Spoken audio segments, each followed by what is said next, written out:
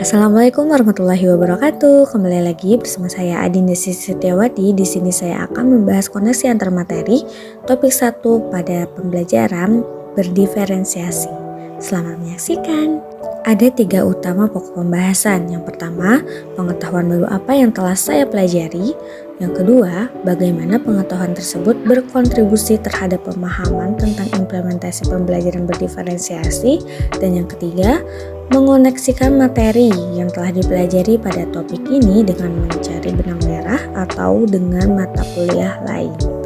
Pembahasan yang pertama yaitu pengetahuan baru yang saya dapatkan.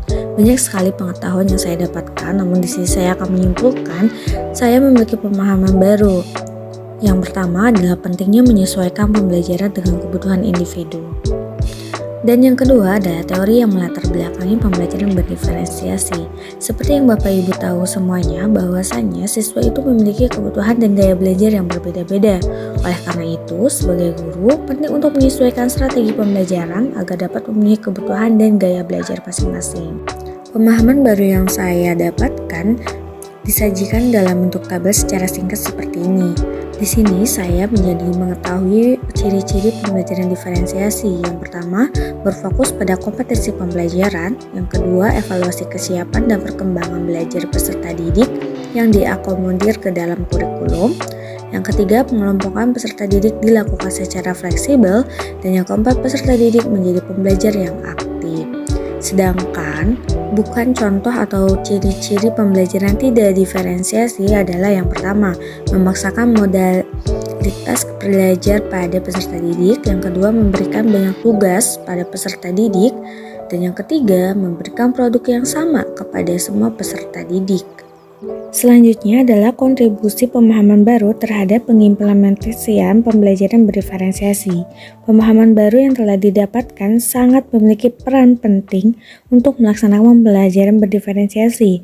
Di antaranya adalah dalam melaksanakan pembelajaran berdiferensiasi, guru sangat perlu untuk memahami karakteristik dan gaya belajar peserta didik.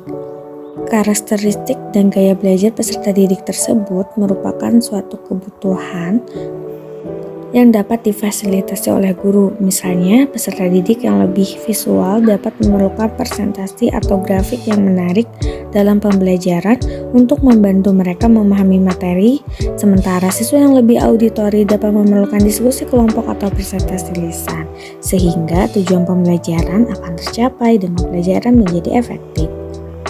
Kontribusi berikutnya adalah memberikan pilihan dan fleksibilitas dalam cara siswa belajar. Yang kedua, menguji pemahaman siswa secara teratur. Melalui teori pembelajaran berdiferensiasi, menekankan pentingnya menguji pemahaman siswa secara teratur agar pendidik dapat menyesuaikan strategi pembelajaran mereka sesuai dengan kebutuhannya.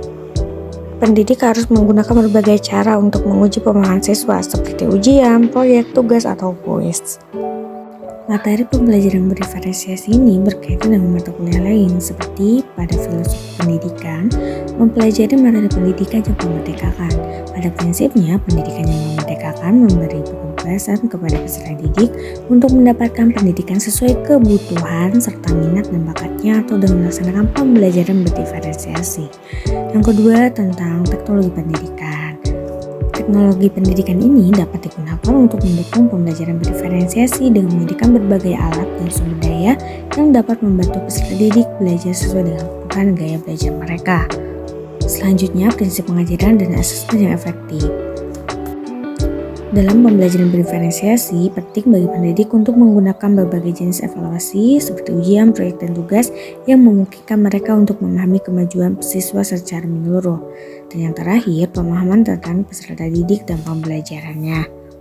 Dalam konteks pembelajaran diferensiasi, pendidik perlu memahami bagaimana siswa memproses informasi, membangun pengetahuan, dan bagaimana faktor-faktor tersebut mempengaruhi cara mereka belajar. Teori pembelajaran berdiferensiasi ini sangat berkaitan karena keduanya berfokus pada bagaimana siswa belajar dan memahami karakteristik peserta didik atau siswa tersebut. Demikianlah yang dapat saya sampaikan. Terima kasih atas perhatiannya dan mohon maaf karena masih banyak kekurangan. Wassalamualaikum warahmatullahi wabarakatuh.